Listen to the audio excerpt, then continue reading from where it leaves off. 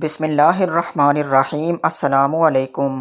دو نوجوان حضرت عمر رضی اللہ عنہ کی محفل میں داخل ہوتے ہی محفل میں بیٹھے، پھر ایک شخص کے سامنے جا کر کھڑے ہو گئے اور اس کی طرف انگلی کر کے کہنے لگے، اے عمر، یہ ہے وہ شخص۔ حضرت عمر رضی اللہ عنہ نے ان سے پوچھا، کیا کیا ہے اس شخص نے؟ وہ کہنے لگے، امیر المومنین، اس نے ہمارے باپ کو قتل کیا ہے۔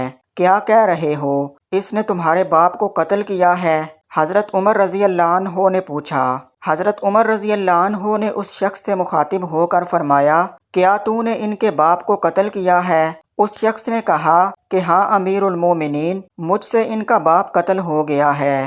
حضرت عمر رضی اللہ عنہ نے پوچھا کہ کس طرح قتل کیا ہے؟ اس نے کہا، ان کا باپ اپنے اونٹ سمیت میرے کھیت میں داخل ہو گیا تھا۔ میں نے منع کیا لیکن وہ باز نہیں آیا، تو میں نے اسے ایک پتھر دے مارا جو سیدھا اس کے سر میں لگا اور وہ موقع پر ہی مر گیا۔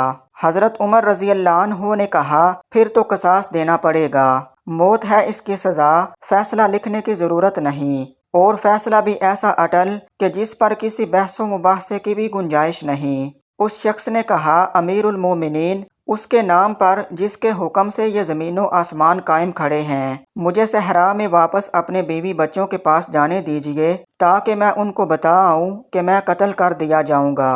ان کا اللہ اور میرے سوا کوئی آسرا نہیں ہے، میں اس کے بعد واپس آ جاؤں گا۔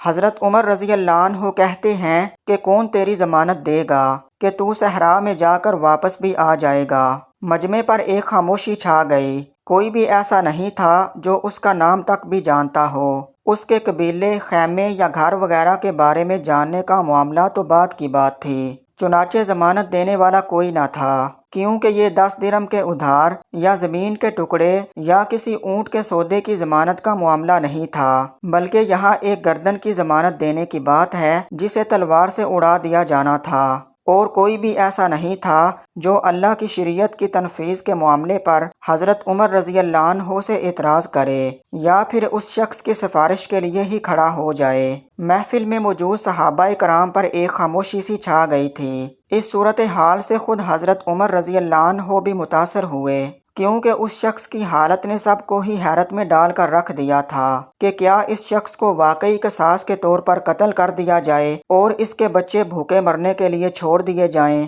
یا پھر اس کو بغیر ضمانت کے واپس جانے دیا جائے۔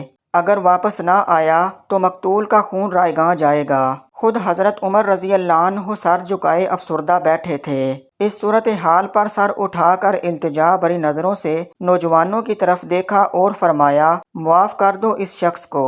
نہیں امیر المومنین، جو ہمارے باپ کو قتل کرے اس کو چھوڑ دیں، یہ تو ہو ہی نہیں سکتا۔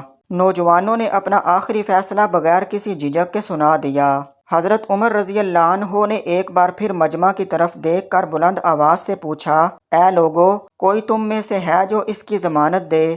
چنانچہ حضرت ابو ذر غفاری رضی اللہ عنہ اپنے زہد و صدق سے بھرپور بڑھاپے کے ساتھ کھڑے ہو کر کہنے لگے، میں ضمانت دیتا ہوں اس شخص کی۔ حضرت عمر رضی اللہ عنہ نے کہا، ابو ذر، اس نے قتل کیا ہے، چاہے قتل ہی کیوں نہ کیا ہو۔ حضرت ابو ذر غفاری رضی اللہ عنہ نے اپنا اٹل فیصلہ سنا دیا۔ حضرت عمر رضی اللہ عنہ نے کہا، جانتے ہو اسے؟ حضرت ابو ذر نے فرمایا، نہیں جانتا۔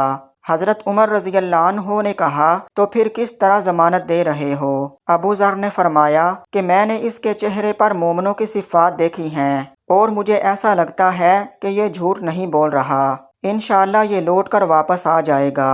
حضرت عمر رضی اللہ عنہ نے پھر فرمایا، ابو ذر، دیکھ لو، اگر یہ 3 دن میں لوٹ کر نہ آیا تو مجھے تیری جدائی کا صدمہ دیکھنا پڑے گا۔ امیر المومنین، پھر اللہ مالک ہے۔ ابو ذر نے اپنے فیصلے پر ڈٹے ہوئے جواب دیا۔ چنانچہ وہ شخص حضرت عمر رضی اللہ عنہ سے 3 دن کی مہلت پا کر رخصت ہو گیا، کچھ ضروری تیاریوں کے لیے بیوی بچوں کو الوداع کہنے اور اپنے بعد ان کے لیے کوئی راہ دیکھنے کے لیے۔ چنانچہ 3 راتوں کے بعد عصر کے وقت شہر میں الصلاۃ جامعہ کی منادی بھر گئی۔ نوجوان اپنے باپ کا قصاص لینے کے لیے بے چین اور لوگوں کا مجمع اللہ کی شریعت کی تنفیذ دیکھنے کے لیے جمع ہو گیا۔ حضرت ابو ذر بھی تشریف لائے اور آ کر حضرت عمر رضی اللہ عنہ کے سامنے بیٹھ گئے۔ حضرت عمر رضی اللہ عنہ نے سوال کیا، کدھر ہے وہ شخص؟ مجھے کوئی پتہ نہیں ہے یا امیر المومنین۔ حضرت ابو ذر نے مختصر جواب دیا اور آسمان کی طرف دیکھا جدھر سورج ڈوبنے کی جلدی میں معمول سے زیادہ تیزی کے ساتھ جاتا دکھائی دے رہا تھا۔ محفل میں ہو کا عالم تھا، اللہ کے سوا کوئی نہیں جانتا کہ آج کیا ہونے جا رہا ہے۔ قاتل نہیں آتا تو ضامن کی گردن جاتی نظر آ رہی تھی۔ چنانچہ مغرب سے چند لمحے پہلے وہ شخص آ گیا۔ اس شخص کو دیکھتے ہی حضرت عمر رضی اللہ عنہ نے بے ساختہ اللہ اکبر کی صدا لگائی، ساتھ ہی مجمع نے بھی اللہ اکبر کا نعرہ لگایا۔ پھر حضرت عمر رضی اللہ عنہ نے اس شخص سے مخاطب ہو کر کہا، اے شخص، اگر تو لوٹ کر نہ بھی آتا تو ہم نے تیرا کیا کر لینا تھا؟ نہ تو کوئی تیرا گھر جانتا تھا اور نہ ہی کوئی تیرا پتہ جانتا تھا۔ امیر المومنین، اللہ کی قسم، بات آپ کی نہیں ہے، بات اس ذات کی ہے جو سب ظاہر و پوشیدہ کے بارے میں جانتا ہے۔ دیکھ لیجئے، میں آ گیا ہوں، اپنے بچوں کو پرندوں کے چوزوں کی طرح صحرا میں تنہا چھوڑ کر، جدھر نہ درخت کا سایہ ہے اور نہ ہی پانی کا نام و نشان۔ میں قتل کر دیے جانے کے لیے حاضر ہوں۔ مجھے بس یہ ڈر تھا کہ کہیں کوئی یہ نہ کہہ دے کہ اب لوگوں میں سے وعدوں کا افاہ ہی اٹھ گیا ہے۔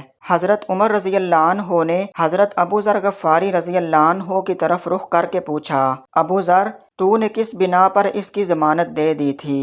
ابو ذر نے کہا، اے عمر، مجھے اس بات کا ڈر تھا کہیں کوئی یہ نہ کہہ دے کہ اب لوگوں سے خیر ہی اٹھا لی گئی ہے۔